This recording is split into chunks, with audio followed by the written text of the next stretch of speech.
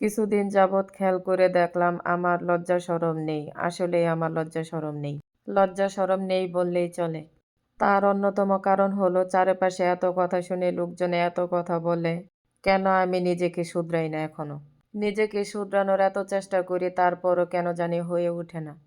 সত্যি কথা বলতে কি আমি কারো উপর বেশিদিন রাগ করে থাকতে পারি না, কারো সাথে কথা না বলে থাকতে পারি না। এটাই কি আমার দোষ? যদি তাই হয়ে থাকে বললাম না কথা, ছেড়ে দিলাম কথা বলা। আমি চাই না আমার কারণে মনে কেউ কষ্ট পাক, আমার প্রতি অসন্তুষ্ট থাকুক। এটা আমি আগেও চাইনি, এখন তো আরও না।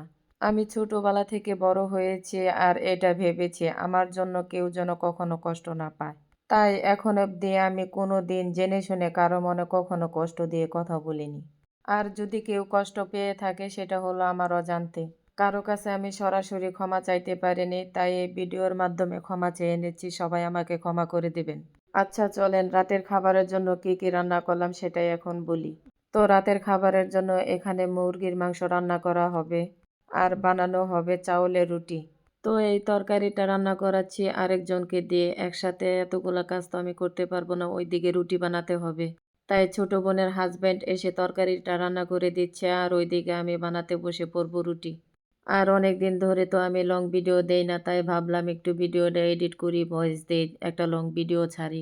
আর এদিকে মশলা কষানোর পরে মাংসগুলো দিয়ে দিছে, এখন এই মাংসগুলাকে খুব ভালো করে কষিয়ে নেবে। মাংস যত বেশি কষাবে তত বেশি ভালো লাগবে খেতে। মাংসটা যখন কষায় তখন কালারটা খুবই সুন্দর আসে আর এখানে জানি কেমন দেখাচ্ছে, আমার নিজের কাছেই জানি কেমন লাগছে। আর এই যে এখন আমি রুটি বানাবো, আর প্রথম যখন রুটি বানাই তখন একদম নরম ছিল। প্রথম রুটিগুলো আমার তেমন একটা সুন্দর হয়নি, পরে অবশ্যই রুটিগুলো অনেক সুন্দর হয়েছে। একটু সময় নিয়ে বানালে হয়তো সবগুলা রুটি সুন্দর হতো, কিন্তু অতটুক সময় আমার হাতে ছিল না, পিঠে ব্যথা করছিল বসে থাকতে থাকতে।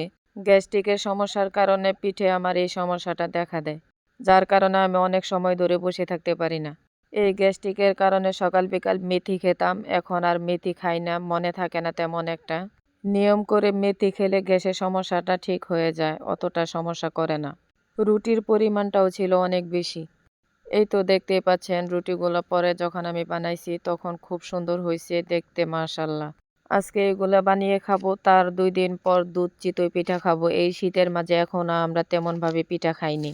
এক এক করে সব রকমের পিঠা বানিয়ে খাবো ইনশাআল্লাহ। এই রুটিগুলা গরুর মাংস অথবা মুরগির মাংসের সাথে খেতে কিন্তু ভালোই লাগে। কার কাছে কেমন লাগে জানি না, আমার কাছে অনেক ভালো লাগে। কথা বলতে বলতে অনেক কথাই বলে ফেললাম, কেউ কিছু মনে করবেন না, কেউ কিছু মনে নেবেন না। তো ভালো থাকবেন, সুস্থ থাকবেন, সবার কাছ থেকে বিদায় নিচ্ছি। আর আমার জন্য সবাই একটু দোয়া করবেন, আমারও যেন আল্লাহ একটু লজ্জা শরম দেয়।